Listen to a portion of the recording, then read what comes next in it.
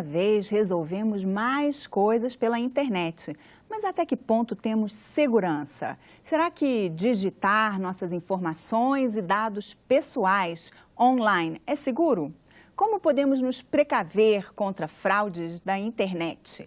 E pelo celular, que cuidados precisamos tomar para não sermos vítimas de vazamento de informações? Quem vai nos responder essas perguntas é Rodrigo Fragola, especialista em segurança cibernética. Rodrigo, então, quando estamos em casa, navegando pela internet, tem uma sensação, como a gente está em casa, a gente se sente seguro. Sim, sim. Nós temos essa segurança? Olha, a internet tem entrado na vida das pessoas de forma bem brutal, digamos assim. A tecnologia ela tem evoluído bem mais rápido do que a capacidade que as pessoas têm de entendê-la. Veja casos como Uber, não é? Onde a legislação não consegue acompanhar a evolução da tecnologia. É um exemplo disso. De fato, hoje, a gente tem um risco muito maior de ter problemas de segurança do que a gente tem há 10 anos atrás. E aí, essa questão ela tem várias facetas. Ela tem uma faceta que é um público grande que entrou recentemente na internet, um público de pessoas jovens, não é? Um público que tem uma experiência de vida baseado na internet e que não entende, por exemplo, o conceito de privacidade. Nós, geração X, que somos uma geração um pouco mais antiga, são mais desconfiados. São mais desconfiados, preservava a divulgação do CPF. Hoje o seu CPF está em 300 coisas, você dá a entrada no ministério, você dá o seu CPF, você faz uma inscrição num curso, você dá o seu CPF. E de repente você tem os seus dados espalhados pelo mundo inteiro, com várias empresas. E aí o risco é muito maior, porque cada empresa tem ou não uma forma de fazer segurança. Então existe esse viés, que é de um público que está entrando agora e que não vive sem tecnologia e que está já acostumado a colocar os seus dados na internet. Existe o viés das empresas, que podem ou não fazer uma segurança maior ou menor em cima daquelas informações. Existe o público antigo, que ainda cai em vários golpes antigos, golpes milenares, né, de correntes, de golpes do talão de cheque, que passaram de uma amostragem pequena. O golpista ele atacava 10, 20 pessoas numa semana, agora ele consegue atacar 3 milhões, 4 milhões, e se dessas 4 milhões de pessoas, 1% desses 4 milhões representa bastante coisa no que diz respeito ao golpe. Por exemplo, nós tivemos recentemente os golpes do FGTS, que o governo liberou. Aí já apareceram vários sites falsos de consulta de saldo do FGTS, fingindo que é a Caixa Econômica, fingindo que é o INSS, e já apareceram empresas que cobram por fazer a intermediação da coleta de dados, sendo que é uma coisa que o próprio usuário vai na internet, digita o código, o PIS dele lá e já tem a informação. Então, dizendo que facilita, dizendo que facilita, que você vai pagar um despachante para resolver o problema, sendo que não precisa de despachante para resolver o problema, né? E então, assim, você tem o atacante que há 15, 20 anos atrás atacava a infraestrutura e hoje ele ainda ataca a infraestrutura, mas a gente tem condições de fazer uma segurança razoável nessa infraestrutura, mas hoje ele virou os canhões dele para quem? Para o usuário final. Não é? Então, você tinha, por exemplo, tecnicamente falando, há 15 anos atrás, o antivírus pegava 95% dos vírus. Hoje, a média é 45%. Mas como assim o antivírus é ruim? Não é que o antivírus é ruim. É porque os golpes são, na realidade, programas ou páginas que os próprios usuários acessam e os próprios usuários dizem para o computador que aquilo ali é seguro. Então, você entra num site para poder baixar, por exemplo, uma demonstração de um software, esse software vem para a tua rede, nele você manda baixar, você dá o ok, às vezes o antivírus até alerta, aí você fala, não, eu quero usar, né, porque você quer usar o aplicativo, e você usa o aplicativo, só que por trás do aplicativo está rodando uma outra coisa. E aí como se precaver contra esse tipo de coisa? Pois nos tempos modernos, né, eu venho de um mercado onde a gente vende ferramenta, né? A gente fabrica ferramenta no Brasil, a gente tem 20 anos que a gente faz isso. Mas hoje, o principal aspecto é a segurança. É a segurança da pessoa. É como ela se comporta no ambiente. O fato de você estar em casa ou com o seu celular, num ambiente, né, reservado, dá aquela sensação de que você pode abrir a guarda, não é? E esse é o grande problema.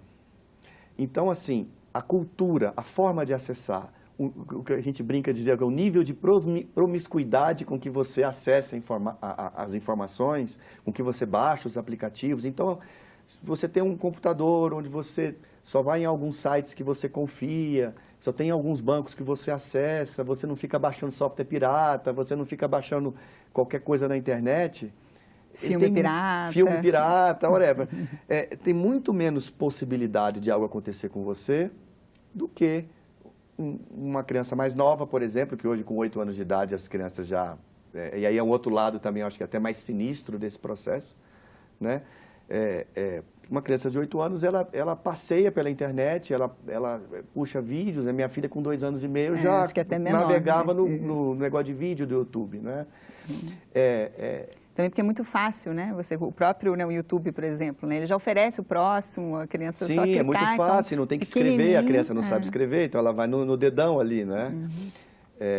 Que esse é um outro assunto que podemos até tratar um pouco mais para frente. Então, assim, a primeira coisa que eu falo para o usuário final é a questão da cultura. Existem na internet várias cartilhas, a própria RNP, a Rede Nacional de Pesquisa, fornece uma cartilha de segurança para as pessoas. Tem outros órgãos, outras instituições de ONGs que falam sobre essa questão. Então, assim, é se informar, não é? É entender que aquele ecossistema, ele é um ecossistema de risco, tá? Na realidade, eu considero hoje a internet mais arriscada do que, por exemplo, você passear na rua à noite, aqui em Brasília, por exemplo. É muito mais arriscado. Mais arriscado, é mais arriscado navegar pela internet. Isso, é mais arriscado navegar pela internet. E principalmente por um motivo. Se todo mundo navegasse à noite, né, nas áreas de risco em Brasília, você teria muito mais ocorrências do que tem. Como as pessoas não navegam, tomam cuidado, não vão em determinados locais em determinadas horas, essas ocorrências são menores. É a mesma lógica na internet. Se você acessa locais de alto risco, você vai ter um risco maior de ter problema. Então, a segurança não é baixar, como você falou, um antivírus, um aplicativo, é um treinamento pessoal, seria isso? Então, eu acho que é o primeiro passo. Não adianta nada eu baixar um antivírus e quando eu baixar um arquivo, o antivírus dizer para mim, olha, esse arquivo pode ter problema. Eu for lá e dizer para o antivírus, não, eu quero esse arquivo. Então, acho que é o primeiro passo. Ter o antivírus na máquina, ter um firewall, ser servido por uma empresa que te provê algum tipo de segurança, isso é um outro problema também que a gente tem, né? Que às vezes a empresa que provê a internet, ela não está ali muito ligada nas questões, tem uma segurança básica muito mais voltada para manter a própria infraestrutura dela funcionando do que, de fato, oferecer segurança para o cliente final na ponta, não é? Vou te dar um exemplo clássico desse que teve recentemente no país, fora do Brasil. Instalaram vários dispositivos de câmera e tem um software que ele faz o seguinte, ele fica varrendo a internet e a única coisa que ele faz é assim, ele testa aquele dispositivo, é uma câmera do fabricante tal? A senha padrão de fábrica é essa, eu tento. Opa, consegui entrar. Aí ele vai lá e instala um software dentro da câmera. Nós tivemos o maior ataque de flood da internet funcionando desse jeito. Um ataque que é um ataque de senha 1, 2, 3, 4, 5, 6, senha admin.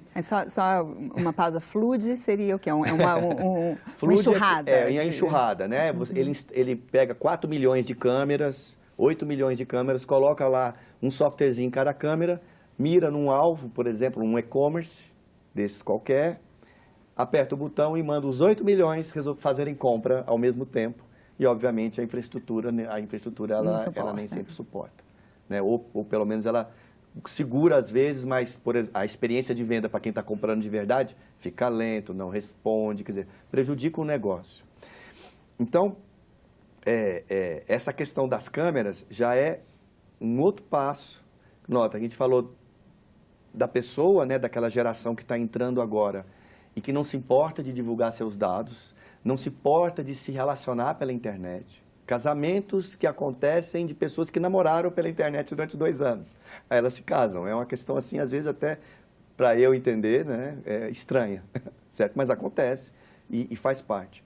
O lado da cultura, que nós que somos mais velhos, a gente é um pouco mais cuidadoso, mas essa cultura ela tem que ser compartilhada em família, né? Acho que a família é o principal ponto de treinamento em relação a isso. Do mesmo jeito que você conversa com seu filho com determinada idade sobre relações sexuais, você tem que falar sobre relações na internet, como funciona, né? Olha, você não pode conversar com gente estranha, você não pode...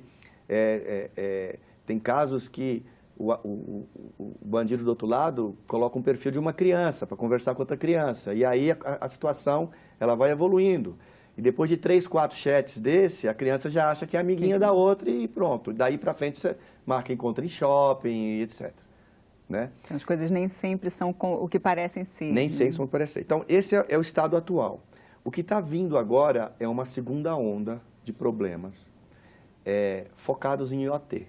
Né, que é a famosa internet das coisas. Quem está na área de informática é a onda do momento. Né? A área de informática vive de ondas, né? E o mercado fabrica essas ondas para convencer as pessoas de que tem que acontecer as coisas.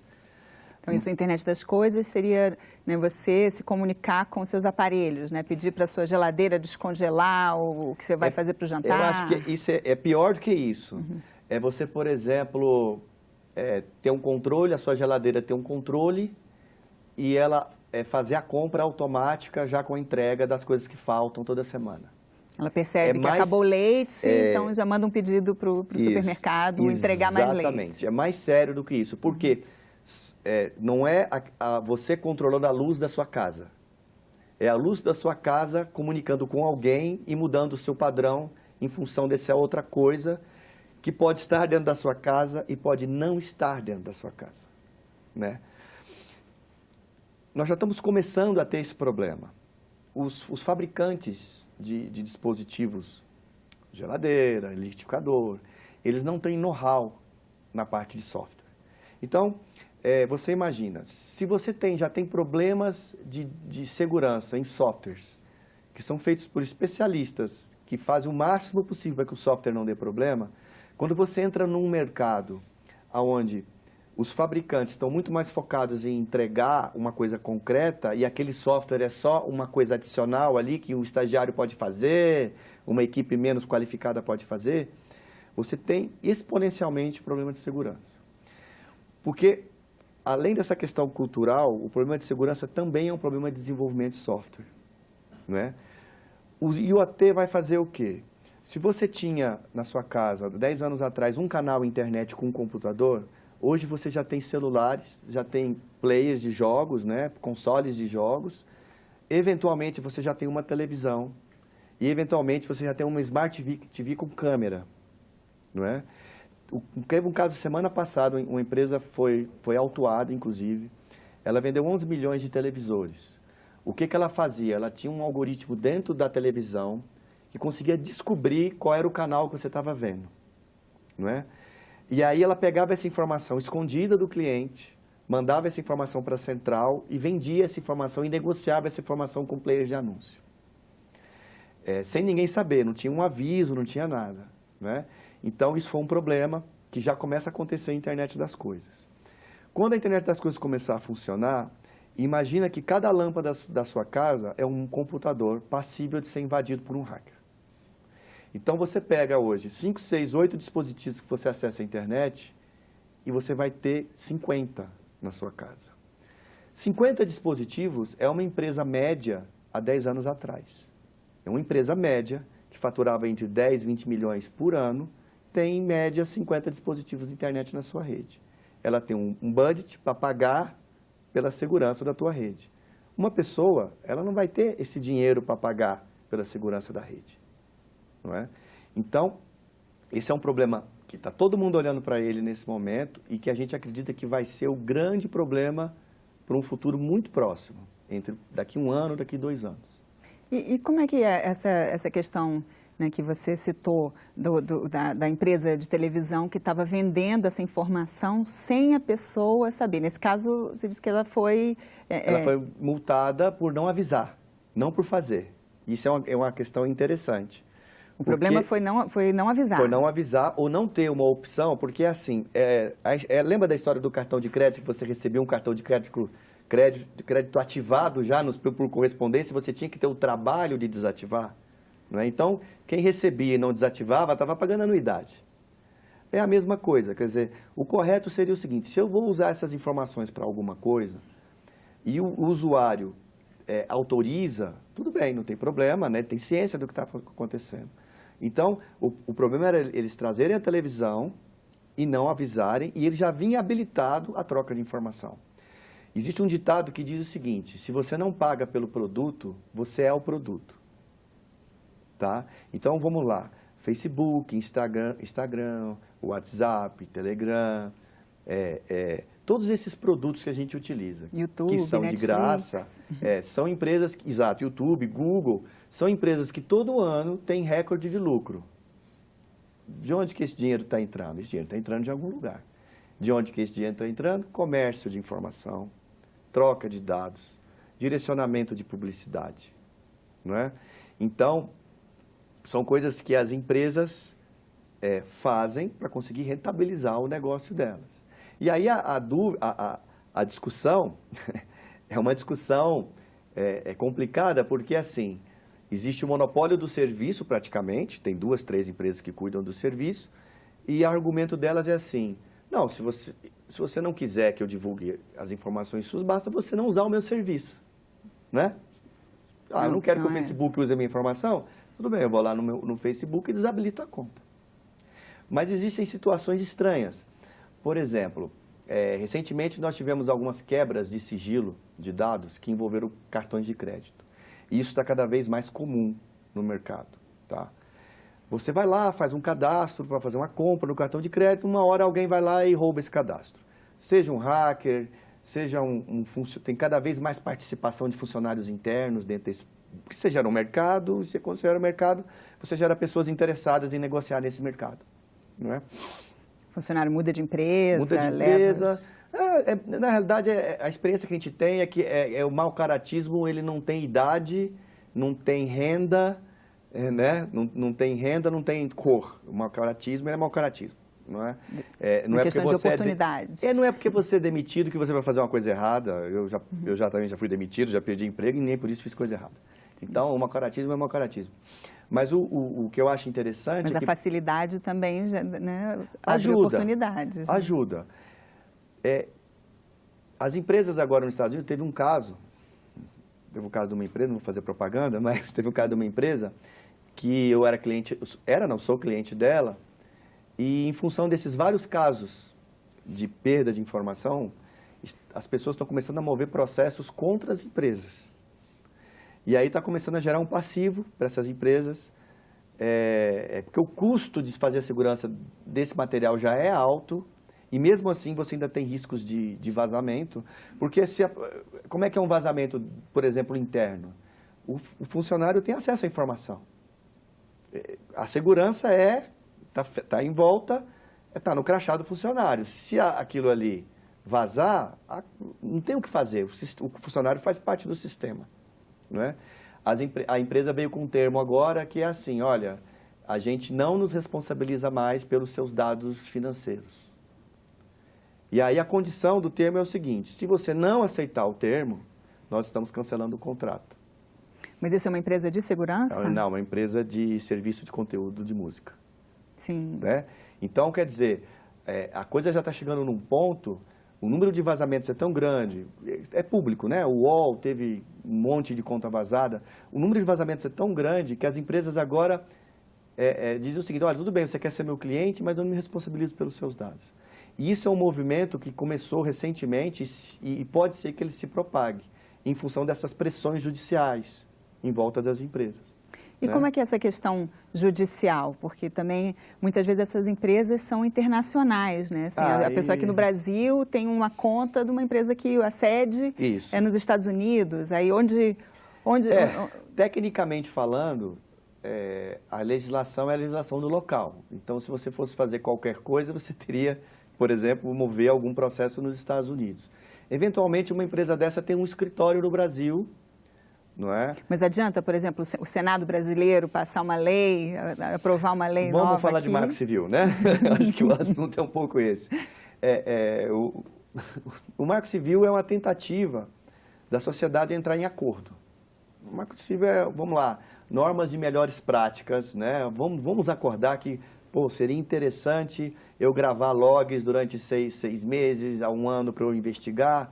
Aí tem um grupo de pessoas que diz que isso aí está rompendo a privacidade. Aí, por outro lado, o outro já falou, mas já está tudo livre, já está tudo aberto, isso aí só dificulta as investigações. Quer dizer, o marco civil ele é muito útil para a gente gerar um debate e pensar sobre tudo.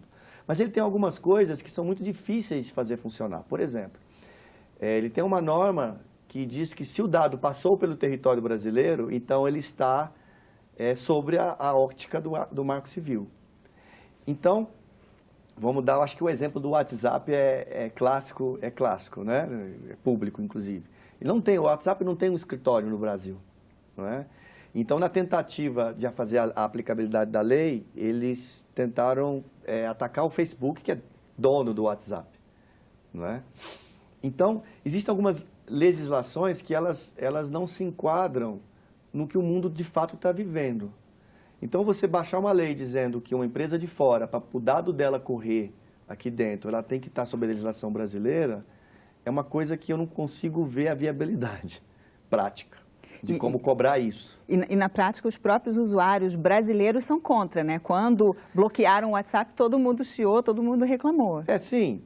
As pessoas não se importam. Eu vou te dar um exemplo. Se você preferem ter o uso, poder usar. Elas não estão nem aí para o dado delas. Até o dia que acontece alguma coisa, né? O que é o risco que essas pessoas correm? Dos dados delas serem utilizados, por exemplo, para abrir contas falsas, não é? Porque você tem os dados como onde a pessoa mora. Você tem empresas na internet que são especializadas em peneirar esse tipo de dado. O que elas fazem? Elas tanto pesquisam fontes abertas, LinkedIn, Facebook, Google+, não é? Quanto dados não legais na Deep Web, que a gente chama de Deep Web, que é a internet escondida, onde acontecem as transações ilegais, onde um banco de dados é vendido por não sei quantos reais, o outro compra, troca de contas bancárias e etc. Tá? Essas empresas, você contrata elas para varrer o nome da pessoa e ela tem já um banco de dados, ela fica trabalhando 24 horas, fatalmente meu nome está lá, meu CPF está lá, 2 ou 3 endereços meus que eu coloquei em algum cadastro de curso que eu fiz devem estar lá. E aí, se a pessoa quiser ter o acesso, ela paga X reais por registro. E você consegue ter a pessoa. Então, isso está muito fácil hoje na internet.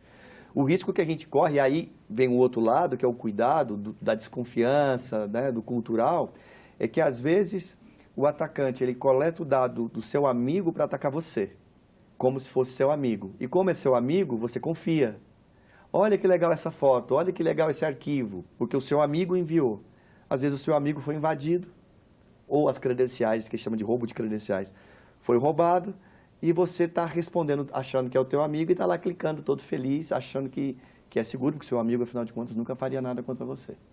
E às vezes também você clica por pressa, você quer usar nisso os aplicativos, né? Sim. Como você falou assim, sim. Né, assim, a empresa tem que dar ciência, mas então aparece aquela lista lá enorme, você tem que ler um monte de coisa, as pessoas clicam, nem lê o que está escrito. Já aconteceu 2 casos né? interessantes, né?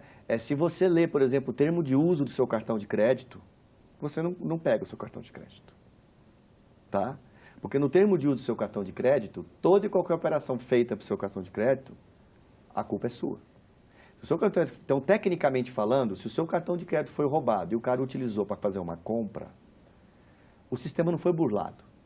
Você se deixou ser roubado, não é? Obviamente, os bancos já perceberam que se fossem cobrar o contrato à risca, eles perderiam todos os clientes.